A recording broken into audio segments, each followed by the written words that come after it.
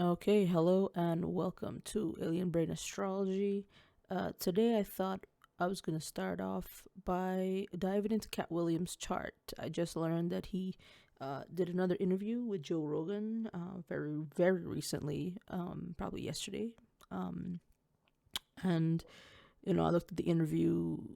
Uh, there are some questionable things, as there always is when it comes to Katt Williams. Um, but I wanted to do his chart because, for several reasons, his comedy, I always liked his comedy.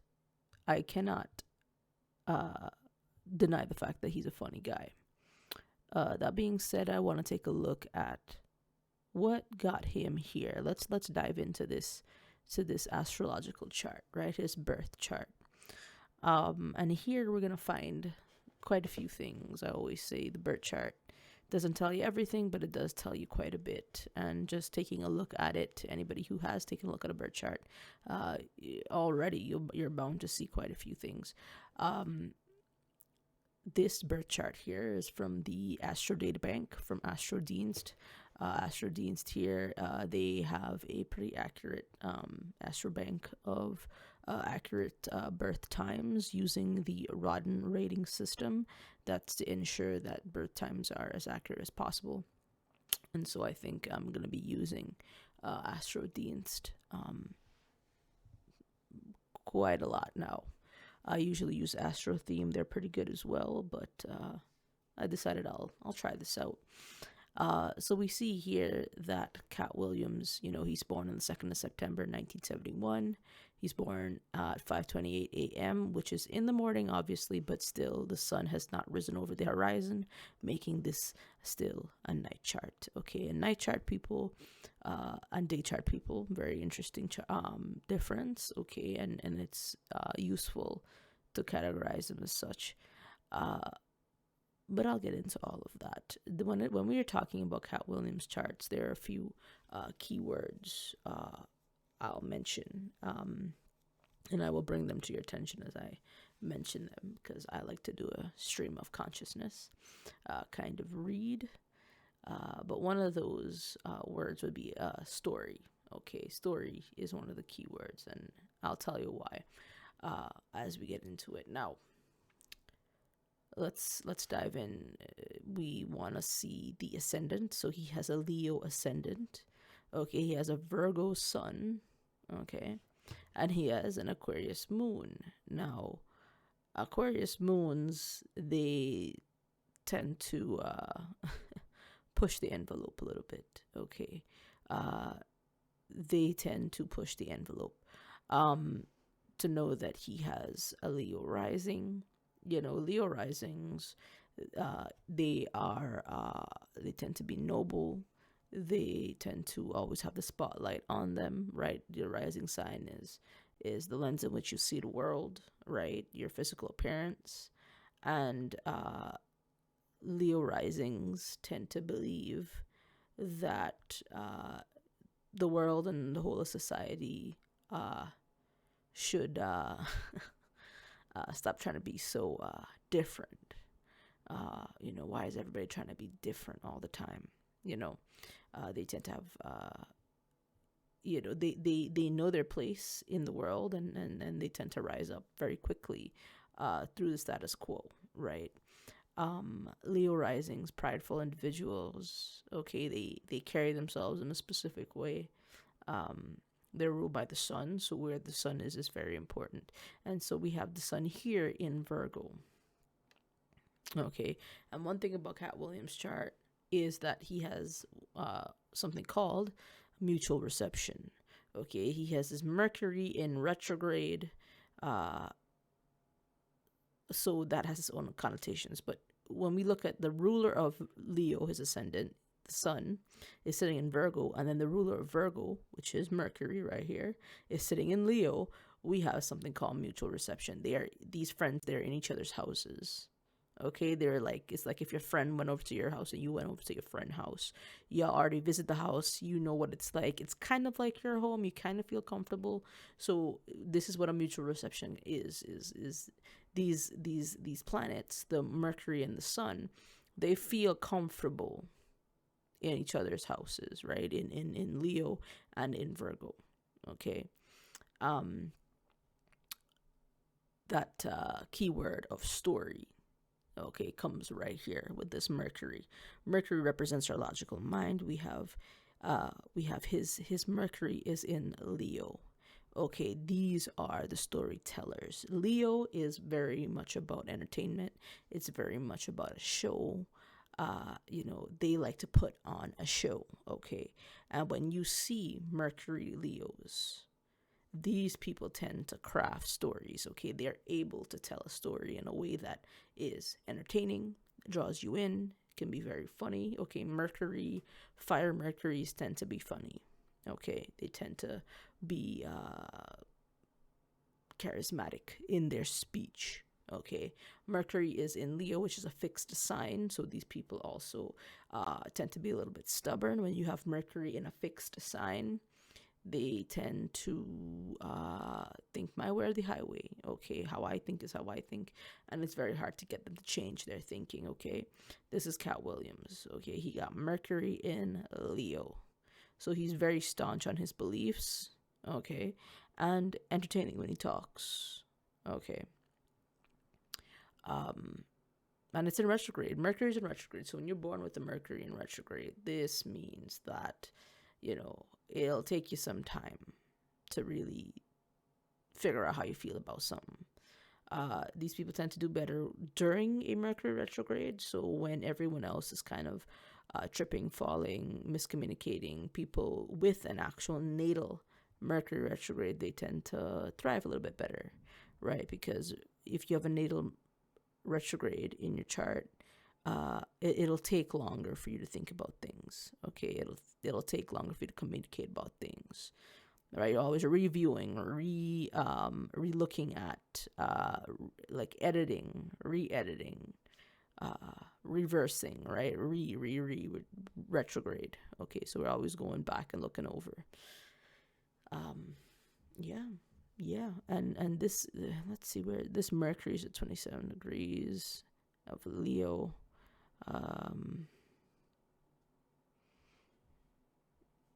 Yes. Do we have any trines? I don't think so yet. Saturn.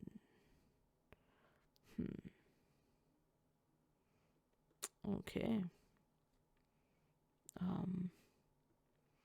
All right. So yeah. So this is the lens in which he sees the world. Also, Mercury is on the ascendant. Need I say more? These people can talk. When you have Mercury on the ascendant, okay, you are known to be an intellectual, and you are known to run that mouth. Okay, Mercury, first house Mercuries, they talk a lot. And then we would have to look at, obviously, the ruler of this house, which is the sun, and it's in Virgo.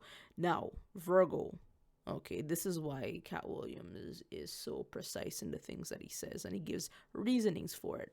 Virgo is extremely precise. Virgo is all about facts, analysis, okay, editing. Okay, these people like to be perfect. Virgo is the sign of perfection. And so this is why you got, when you have Virgo energy in the chart, there's this level of anxiety and nervousness that comes with it. Okay, very much so. Because his Mercury is in Leo, which is a little bit more confident, and because there's a mutual reception between his Mercury and his Sun, that's going to temper the anxiety a little bit. But this is why you always see Virgos with nerve problems, okay, and anxiety issues, gut problems, is because Virgo carries this very natural anxiety, this natural nervousness with them, because they are always looking to perfect something, refine. Okay. Another thing to note, he has his Venus here conjunct the sun. Okay, very closely conjunct the sun. When you have that, you have something called a cazimi, and a cazimi is when the sun is very, very close to another planet, and what happens is that it burns out that planet. So anybody with the sun, Kazumi, especially. With Venus, this can make you a very passionate individual. Okay, this, in the when it comes to things of the Venusian theme, and in Katt Williams' case, it will be the 10th house and the where is Libra, and the third house. Okay, the 10th and third houses. These are the domains of Libra for not Libra. These are the domains for Venus for Katt Williams. He's gonna be very passionate. Okay, the sun is gonna burn out Venus, so in love you kind of go all in. Okay, but yeah, you got to be careful with that. Okay, when Venus is that close to the sun, you have to be careful, because this can make for a passionate individual, and passion sometimes can get a little scary when you're a little too passionate about something. All right. But Venus doesn't like to be in Virgo. Virgo is a little too practical and kind of anal, whereas Venus more likes harmony, doesn't like to upset anyone. Virgo does not give one shit about upsetting someone. They'll do it. They do not care. But Venus, the nature of Venus isn't very much like that, and so Venus doesn't like to be here. But this will add to his preciseness. Okay, he has his Venus in Virgo, so people with Venus in Virgo, they like order, they like cleanliness, they like things done a specific way. These are the type of people that if you were on a date with them and you do something that's a pet peeve of theirs, you're never going to hear from them again. Like, they just get disgusted. They turn kind of really quickly. They get disgusted real fucking quick. That is a Virgo in general, but Virgo Venus, yes, they like what they like. It's a mutable sign, but they tend to like people who don't remind them of their pet peeves. It's kind of like that, right? It's more of the things that as long as you don't do X, Y, and Z, they good with you, right? So, and it's same for the Virgo sun, right? Same for the Virgo sun. They can be very, Virgos are perfectionists, like I said. They are very action, duty oriented. Okay, they'd rather do something for you, than show you. Like, that's how they show you they care, right? Is doing shit for you. I'm reading this chart from a whole sign perspective. So the sun and Venus will be up in the second house. This is really, really good for making money. Okay, so he is not against hard work. He's used to hard work, and having Venus in the second house will make someone make money. And then having the sun there, if that person is in tune with their ego and in tune with their identity, and is being able to access their ego and use it in a way that is expressive, then money will come to them quite easily. Okay, and this is what he does, right? The sun is all about being the center of attention. It's all about being seen, being felt, and so when you're a celebrity, you're being seen, you're being felt, right? And Venus is there bringing in the money. Okay, Venus is all about those material things, okay, that make us feel good. All right. Yeah, and the other thing we got in his second house is Pluto. We got Pluto in Virgo, so that's a generational thing, right? Pluto in the second house can make money issues something really, really important, right? Like, it's important for everyone, but being able to, like, self-esteem, material security, one's personal tastes, these are all super important for Katt Williams, okay, because Pluto is sitting there as well. And so, they can be a theme, a topic of that allows for transformation for him, right? These are the things that kind of spark transformation for him, right? So and power. So it's very important for him to have money. It's very important for him to have the material gains, right? Yeah, I may have Pluto there. Yeah. Uh, Another thing to notice, I'm gonna kind of go off. You see that, Katt Williams, um, he has Saturn sitting up here in Gemini, and everything else is on this bottom half of the chart. Now, this Saturn is making aspect to planets in Leo, okay, because Saturn is at 6 degrees of Gemini. So Saturn is aspecting his sun, his moon, um,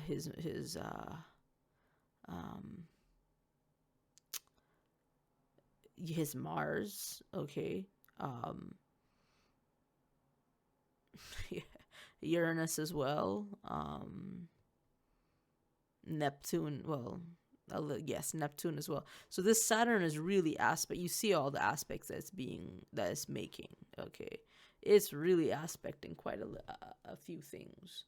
And we're gonna get into it because this Saturn is 11th house, and 11th house has to do with what you're associated with, your friend group, groups you're associated with, your speculative gains, gains you make from your business, these things, okay? And you see Saturn sitting all the way up there kind of by itself and aspecting so many planets. All right, so it's very important to dive in and talk about Saturn. But moving on, we'll move on to Uranus in the third house. We got Uranus in the third house in Libra. This Uranus is at 11 degrees. It is aspecting Saturn at 6 degrees. So what we have here is when I see Uranus in the third house, this is someone who, again, like, there's a lot of intellectual pursuits happening here. It's like learning a lot of skills, right? So like it could also speak on a childhood or an environment that was a little volatile. Okay, an environment that was the familiar environment was a little volatile for him. Okay, so a lot of sudden changes, he yes, a lot of sudden changes. He could also with Uranus here, he probably listened to a lot of people, read a lot, or goes a little deeper when trying to find information from other sources, from kind of out there sources. It can speak about maybe some developmental issues being aspected by Saturn here. We have a good aspect though, right? So I want to say that this is having that trine from Saturn to Uranus is going to be a stabilizing aspect. His out of the box thoughts and what he's learned out of the box, he's gonna take it as stabilizing. Like he's gonna believe them quite strongly because of Saturn. Okay, Saturn is discipline; it's stabilizing. But yeah, when I see Uranus in the third house, this is an environment that was unpredictable to say the least, and one that has to learn how to think outside of the box. Think outside the box. Yes, so an unpredictable kind of childhood, maybe learning a lot of languages. Uranus in the third is just real, just massive downloads, massive, like, just taking in quite a bit, taking in so much at a young age. Third house is one of the steps of our that's our developmental house, one of the developmental houses where we as children are familiar environment, right, before we go into the house of home and family. And so Uranus here is just real, just unpredictable. It could be good or bad, but because of this stabilizing aspect from Saturn, we can have something that turned out to be good, the experiences. Um, we see here with all of these planets in the lower half of the chart, this is someone who is learning about himself. Okay, this is someone whose life really, really, really has to do with um, learning about himself, and then learning about himself and relationships, and how to channel his power, his identity. Okay, how to learn about who you are. This is what he's faced with in this life. And then we have Saturn all the way up there in the 11th house, speaking to him, forming relationships in groups. Like, who is it that he relates to?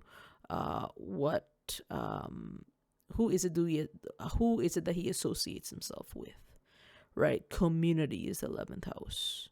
And so these things are very important to him. And so community might be something that he might have had difficulty finding. And I'll tell you why. I'll get into it. Yeah, so we have, and so when Uranus in the third, kind of tough. When I see Neptune and Jupiter in the fourth, that is tough. Okay, Neptune in the fourth house can really, really denote, and they're so close together, I must say, Jupiter and Neptune. Hold on. Neptune is in Sagittarius. Okay, so fifth.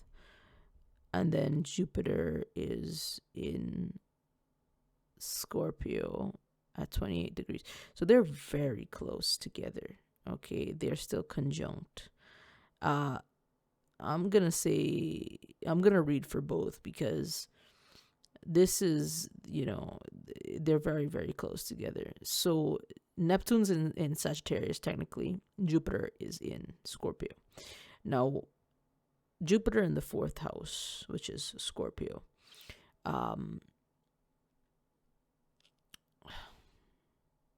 The home life taught him a lot of things. Okay, home life taught him a lot of things. This is in opposition now to, I think Neptune is in opposition to Saturn. And this is tough. This is tough. This is like reality kind of slapping you in the face at a young age. The harshness of life kind of slapping you in the face at a young age. Neptune will give someone lots of imagination, illusion, deception, intuition. Okay. And to have Neptune kind of just, it's on the cusp of like the fourth and the fifth house. Okay, so I would say the home life was kind of not stable. Home life not stable. Jupiter in the fourth in Scorpio. Scorpio doesn't really, I mean, they're all right. Scorpio is okay for Jupiter, but I don't so much like that. Let me just check here. No. We got a square there, right? We have a square there, yes. And here's where it gets crazy. Okay, so we have Jupiter in the fourth house of family, home, origin, squaring Jupiter squaring Mercury in the first house. So when we have that, it's like your voice isn't heard. Okay, at home. Jupiter in the fourth, there it can be can also, actually, I didn't even think about this. Jupiter in the fourth house can denote a religious household. Okay, a household that is all about God, or spirituality. But I would say Neptune is more spirituality. Jupiter is more religion, organized religion. Yeah. And Neptune there is gonna add that spirituality, though. Even though it's in Sagittarius, it's so close, so close. Yeah, so I would say Katt Williams had a tough childhood. Mind you, I'm not really looking at his. I didn't pull up his wiki or anything. I'm just looking at the. I'm just looking at the chart here, because the less I know, the better. Um, the less I know about the history, the better. I can just look at the chart and see what I see, and I'll let you know. Okay. Um, we have Neptune in the fifth house in Sagittarius. This is going to add just, just lots and lots of imagination. He was probably a kind of a quiet kid, probably. He was probably writing a lot of stories, creating stories in his head. Um, was his fun place. Okay. When we have Sagittarius in the fifth house, this also has to do with belief systems. Okay, belief systems. Uh, this is another key word of Katt Williams when we're talking about this chart: story, and then belief systems, religion. These things are very important because Sagittarius is here. Sagittarius is ruled by Jupiter. Jupiter is sitting in the fourth house of the home, and so when we have Neptune now in the fifth house in Sag, this is playing on this idea of God. Okay, so his intuition, his creativity, all is really just centered around spirituality and religion. Yeah.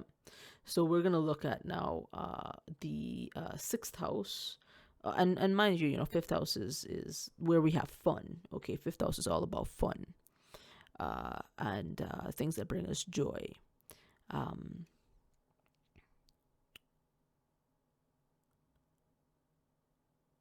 yes, things that bring us joy. Um, and that's in Sag, and then and right across from that is our lovely Saturn right here. Saturn right here. Um, Going into the sixth house, we have Capricorn in the sixth house. Capricorn is ruled by Saturn. Saturn is in the 11th house in Gemini. Okay, so I have a feeling that he's had to rely on community quite a bit. Sixth house is the things that you do every day, the rituals that you do every day. So when you get up, you brush your teeth, and you go have breakfast, that is a ritual because you do it every day. It's our everyday actions, things that we Sixth house is about service. How are we of service in our own lives? And then 12th house is to be service to the world, being a humanitarian.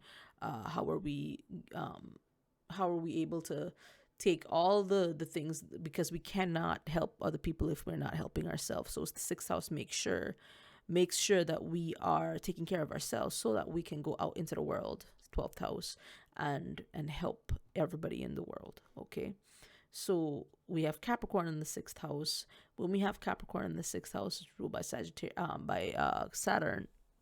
you know this is someone who has to learn how to get real clear on their everyday routine, their health. Okay, bones can be a thing, like health problems with the bones, with teeth. And I see Saturn here in Gemini, so that there might be some health problems with everybody. Got some kind of health problem, right? But with this one,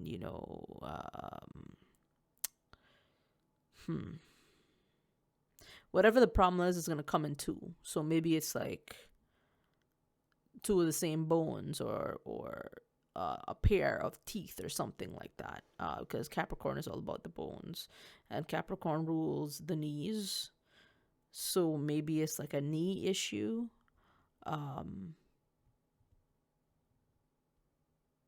Yes. Anyway, moving on.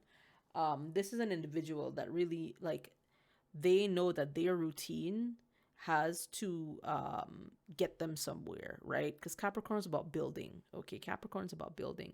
So their everyday routine is building them up towards a goal. That's really important for Cap. Moving on, we got the moon, Mars, and the North Node in the seventh house. Now, let me tell you, the moon is in Aquarius. Okay, I know this very intimately. Aquarius moons, they be thinking outside the box. Okay, they think outside the box. All right. It's a very early Aquarius moon. Okay. Is it doing what I think it's doing. Yes. So this Aquarius moon is trining this Saturn. This is very good. This is very good. This is why I think he is so staunch in his feelings about things, right? Saturn adds a stabilizing energy. And the moon in Aquarius, they can be very they don't necessarily feel their feelings. They like to intellectualize their feelings. Aquarius moons have god complexes. They can very much think outside the box. They are very, very good at analyzing abstract ideas. They're extremely good at seeing patterns. There's a few signs that are fantastic at seeing patterns, and those would be Aquarius. Aquarius is on the top of that list. Aquarius, Virgo, who else? Maybe Capricorn. Aquarius and Capricorn are quite good at seeing patterns, but Aquarius is on the top of that list, okay? Because it's an air sign that's ruled by a very earthy planet, Saturn. Virgo sees patterns quite well. Leo also sees patterns. Don't get it twisted. Leo, people think Leo is all bravado. Okay, Leo, they are very smart. Whether they can dress flashy and all that shit, but understand these people, Leos, are very, very good at social interactions and very, very good at being strategic sometimes, okay? Do their pride get in the way? Yes, their pride does get in the way. But that doesn't mean that they're not smart. Sometimes they just act dumb, okay? And I can say that because I got Leo in my chart. But yes, when we talking about Aquarius moons, Aquarius moons, they will say shit out of left field, and because Aquarius is adept at figuring out patterns and looking at trends and seeing trends. The energy of Aquarius is extremely good at seeing trends. Aquarius moons are able to pick up on trends. So the things that they were saying 5-10 years ago, and you're sitting there thinking you are crazy for saying that shit. Look now, 5-10 years later, the shit that they were saying, that it's the real deal. It's the same shit that they were saying, it's happening, right? This is the power of Aquarius, right? They're future oriented. Okay, future oriented. So that's why people tend to look at them crazy, is because the shit that they say it before their time. They do it before their time. Okay, they set the stage before their time. Okay, and we must look at the axis that we're dealing with. We're looking at Aquarius. We must look at Leo. Leo is the performer. Okay, Leo be setting the stage. They are performing on the stage. If Leo is the performer, Aquarius is the audience. So the audience can see everything around the Leo, right? Everything around the performer. When you have these two both at play, you can see the whole theatrical production, honey. You can see behind the scenes. You can see what's happening on stage. You can get insight into the performer's mind. You can see it all. Okay. And so when we talk about Aquarius moon, like Katt Williams, okay, and he has this trine here to Saturn. Let me see what else he got going on. That's too far.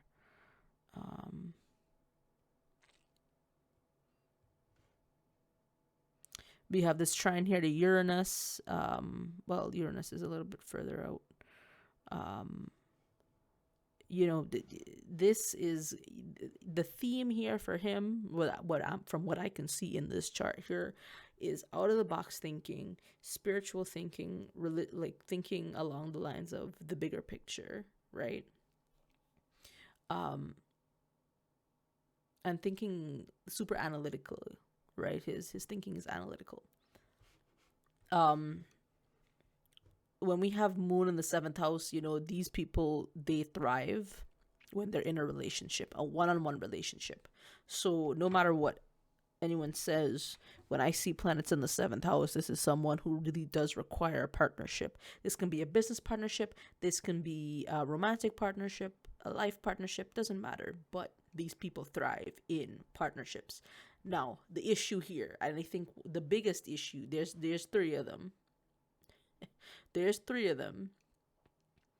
But the biggest issues I see in his chart, the things that bring about the most conflict, for lack of a better word, is the North Node and Mars, the Saturn up here, and the moon, the Sun and Venus Cosmi. Now, when we talk about this Mars and this North Node, listen here. You see how they're so close together? We got a problem here, okay? Mars is a separating energy, okay? Mars is all about conflict, aggression, desire. How do you attain your desire? How do you go out and get it? And then we have the North Node. Now, the North Node kind of takes on the qualities of any planet that it's near. Okay, it takes on the quality of any planet that it's near. So imagine trying to live life having two Mars in the seventh house in Aquarius. This is somebody who is highly argumentative. Okay, this is an individual who gets their rocks off by arguing. Okay, this is an individual that believes that they are smarter than everyone else. Okay, and I'll tell you why. When we're talking about Aquarius, okay, we're talking about a God complex. Did I not say that God and religion and spirituality, these are keywords when we're talking about Katt Williams, okay? Because we got God showing up here, we got God showing up here, fifth house God, religion, spirituality, and then we got God complex right here. Aquarius has a God complex. They are all about people, okay? They're all about humanity, okay? All about things outside of themselves. But let us not forget that right across from it is Leo, the ego, okay? There is a big there, there's a big exchange over here happening with ego. One's ego is tied to how one can show up in public, show up in humanity, right? Between people, in crowds.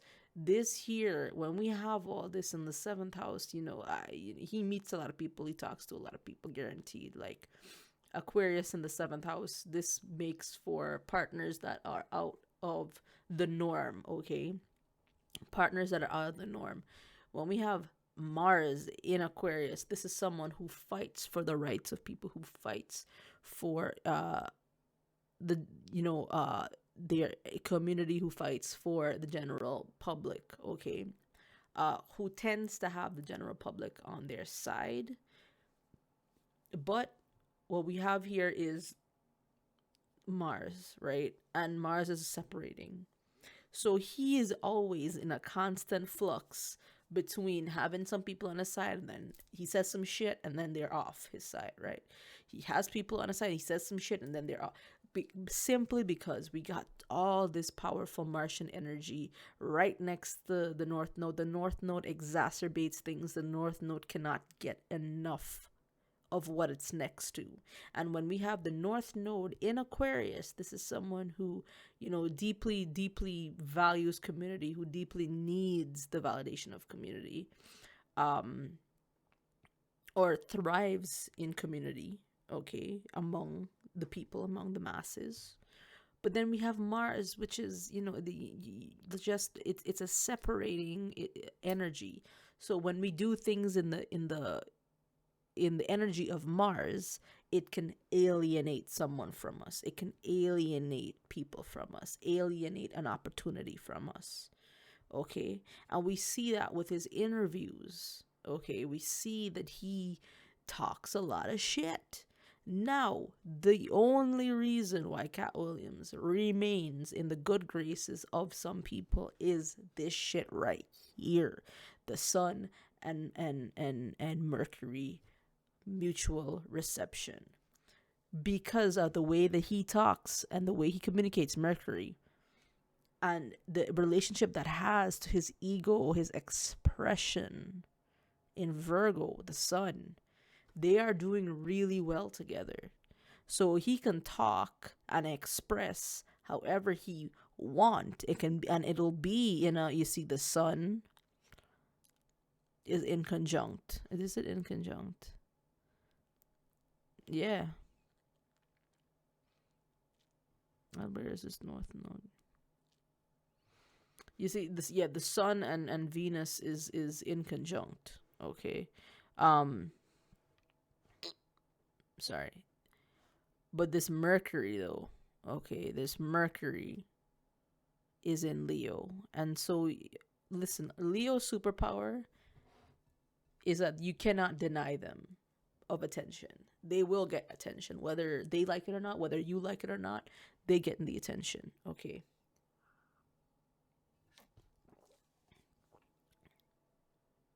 An Aquarius superpower. Aquarius is a superpower is seeing patterns, seeing trends.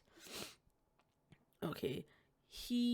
This is, when I see this North Node and this Mars, this is why he gets into so much conflict, and it's sitting in the seventh house, y'all. I would not be surprised if him and his partners, his romantic partners, have been through it. Okay, been up the fucking road, been through it. All right. Saving grace here is Saturn. Okay, Saturn is here in Gemini. Okay, meaning, when we have Saturn in the 11th house, this means that it's really actually really good for Saturn to be in the 11th house, because this means over time one builds over time a sense of community, builds up one's wealth, money from one's business. Saturn is long-term growth, and when we sit it in the 11th house, the house of speculative profits, gains, speculative gains, dreams, associations, community friendships, you find that these are the people. They have a tumultuous time in the beginning, right, in the early part of their life, but as they get older, they tend to build up loyal friends, steady business, steady money coming through. And I think that, Saturn and Gemini is kind of a tough place to be, because Gemini is so mutable. It's so kind of all over the place, right? Whereas Saturn is really stabilizing. So that could definitely add to his mouth giving a lot of problems, right? His mouth creating a lot of problems, because Gemini is ruled by Mercury, and with it, we know what Mercury doing, right? We know Mercury's over here in Leo, really showcasing the ego, protecting the ego. Okay, because he is definitely one to snap back. We've seen him snap back, right? Another thing I wanted to look at when we talk about being known, when we talk about being in public, right? We look at the 10th house. The 10th house for him is in Taurus. Okay, so this is ruled by Venus, and Venus is sitting in Virgo. Venus does not like to be in Virgo, so the ruler of the 10th house is kind of not feeling too good. Furthermore, the ruler of the 10th house is being burnt by the sun, right? It's in Kazimi with the sun. So we have someone here who's, the Taurus, they can be known for being really stable, but because the condition of Venus is kind of not the best, that stability kind of gets disrupted. Okay. Leo risings are known for carrying themselves in a very prideful way, right? So they're known for being kind of put together. Okay, and you see that with Katt Williams and his flashy way of dressing, right? You see the rings on the finger, you see the hair always done. Listen, let's key in on this for a little bit. Leos are known for their mane, okay? They're known for the hair. If you look at Leo risings, they all have distinct hairstyles. They all have distinct hair. It's big hair. It's hair that you cannot miss. It's a hairstyle that defines them. Leo risings, okay? Because when you think of the line, you think of the mane around the line, right? Leo risings also tend to dress flashy. Leos in general will dress flashy, okay? Because they are to be seen. Okay, Leo is ruled by the sun. The sun demands to be seen. It demands to be felt. Okay, you can't say, oh, it's too hot out here and expect shit to change. The sun is not going to stop shining because you think it's too hot. That's how a Leo sees the world. That's how, a Leo rising, I should say, sees the world. That's how they show up in the world, okay? That's Leo energy in general, is that they don't stop shining because you think it's too much.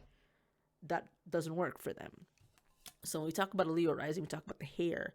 You see, Katt Williams will dress flashy. He will dress flashy when he's performing, okay? When he's having a good time. This is Sagittarius, right? This is why he will say some crazy shit sometimes. Sagittariuses are extremely blunt. And when we have Sagittarius in the 5th house, this is someone who likes to travel. Okay, Sagittarius in the 5th house is someone whose life sometimes is categorized by travel.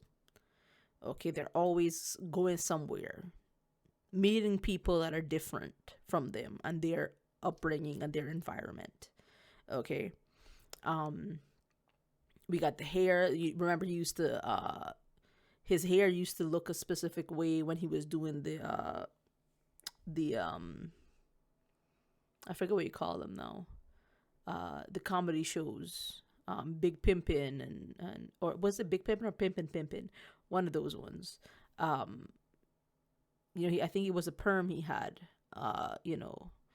And even in his movies, I think it was Good Friday, when he played the pimp, his hair was, you see the dress that he had on, like, no pun intended. Well, I mean the way he was dressing. The clothes he had on, they were very flashy, right? Purples, a lot of purples. Purple is the color of the royals, right? It's a royal color.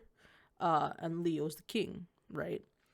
I also, Taurus likes good materials. They like expensive things. Leo likes expensive things. Taurus likes really good, comfortable things to wear and to be around. Okay, so when we have Taurus in the 10th house, this is someone who, he's known, even though his persona is so energetic, right? If you look at him in his performance, it's hard to tell that, you can see some Sagittarius in that performance because he has a lot of energy. He always sweats, right? He does a lot of physical comedy. But Taurus will throw shade. All earth signs can throw shade, and so I would say that that's what in public he's known for, that, right? Kind of being like, okay, well, you're gonna come for me, but I got my shit on deck, right? I got my shit stacked. Okay, so you can come for me, but that don't mean you're gonna get anywhere, right? Understand that the conflicts that he's facing is due to this Mars North Node, and due to this Venus just being, kind of not doing well. Again, we had a tough home life from what I can see. Learning languages, learning many different things at a really young age, having to maybe move a bit, having to, having religion and God as something very important in the childhood. Let me see what this Jupiter is doing. Jupiter and Jupiter 28 degrees. There you got. Yeah, so this Jupiter and Mercury, see, that is going to cause a problem because Jupiter is higher thought, higher wisdom. Mercury is logical thought, okay, and logical communication. So Katt Williams kind of clashed with his home life because I can see that the things that he would say, right, the things that he would say up here, Mercury, would kind of cause a problem in the home life. It's kind of like everything. This is giving me the energy of exaggeration almost, like maybe the consequences were exaggerated because Jupiter will blow everything up. Jupiter is the planet of expansion, so it'll expand anything it touches. Okay, and to have Jupiter and Neptune so close together, it's showing very clearly that spirituality, God, religion is something very important. And I kind of hear him talk about it a lot. He talks about it quite a bit in his every time he does an interview. Okay, but the reason why Katt Williams be talking so much, Mercury's smack dab on his first house. Okay, smack dab on his first house. We got Saturn here in the 11th in Gemini, so he has many different groups of people that he associates himself with, but it's like There are a lot of groups because it's Gemini, but the people that he associates himself, it's like the groups are small. Okay, the groups are small because of Saturn. Because Saturn, if Jupiter expands, Saturn brings in, Saturn contracts, right? Makes things, it limits things, right? But it's good to have Saturn in the 11th house. You build on these things. You build strong connections, strong associations. You build your money through your business, okay? Um, I see Saturn is opposite Neptune.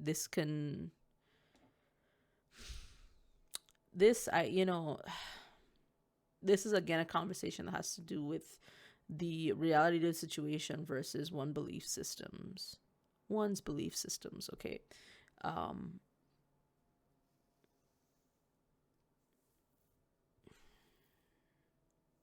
I feel like sometimes, and I'll say this as somebody who knows Aquarius moon quite a bit and who knows Leo quite a bit. uh when you have Neptune having such a conversation with Saturn, and then having an Aquarius moon, and then Leo Mercury, this is someone who sometimes needs to understand that not everything they say is gospel, not everything they think is gospel, um, and that understand that you're gonna have some blind spots, and it's okay to listen to or consider other information. Uh, Aquarius moons are very good with that. They are in direct opposition to the status quo. They look at things from a very different perspective. And it can be so simple. Sometimes people listen to them and they're like, how the fuck did I not think about that? Or it could be so simple sometimes people think that you're talking shit, right? Like what's coming out of your mouth is garbage. And most of the time that's not true. Most of the time, Aquarius moons tend to be on point. But I would be hard pressed to find an Aquarius moon, a Leo Mercury individual, and also Virgo, because Virgos, they think they're right all the time. So this is someone who, uh, needs to take the time to really maybe listen to what other people are saying, and you know uh just utilize an open mind, uh and know that that not everything is actually working against you, because Aquarius and Virgo are naturally suspicious. Aquarius and Virgo are naturally suspicious. uh Again, Aquarius is always thinking about someone's out, the government and da da da da. Trust me, I trust me, I know this. And Virgo are naturally suspicious, right? They're naturally overthinkers. um so I also, Jupiter and Mercury can tell you a lot about someone's comedy style. Now he crafts stories. He's definitely entertaining, and this is where you get this Mercury here. Um, Let me see here. Um, oh, now I'm seeing it. Um, okay, now I'm seeing it. Perfect. So Pluto in Virgo is sextiling this Jupiter in Scorpio. And so this is where we have the staunchness coming, okay? This, because Pluto can be cruel sometimes. And Pluto can make someone, it's either you transform or you become someone who will not budge on certain things, okay? And Pluto can really speak to a kind of cruelty, can speak to cruelty either on yourself or towards others. It can, it calls for deep, deep, deep transformation. And when we have Pluto and Jupiter sextiling each other. This, remember, Jupiter is wisdom, okay, and your belief system, and Pluto is your it's one of the planets that have to do with personal power, fear, um, and where you have your power taken away from you. And so when you have these two planets, Pluto in conversation with Jupiter, this can create uh, the grounds for someone who is uh, very staunch in their beliefs and not want to budge, and might, be kind of cruel uh, in their expression of it. Okay. Um,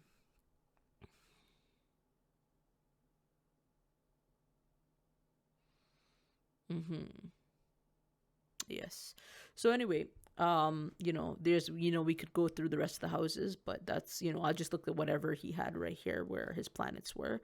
But let me know. I mean, I haven't looked at the wiki, his I haven't looked at his um Wikipedia page, so I don't really know much about his history. I know his specials, his comedy specials. That was the word I was looking for. I know his some of his interviews. But I thought, like, I wanted to take a look at Katt Williams. I wanted to take a look at his chart. I find him funny. Do I agree with everything he says? No.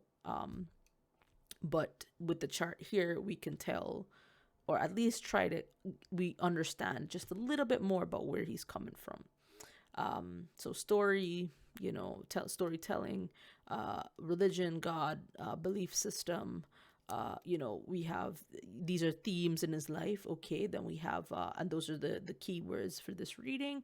And we have, just conflict here, just a lot of conflict with people, having that biting kind of energy when it comes to speaking and one-on-one with individuals. Let me just see this Mars. Uh-huh.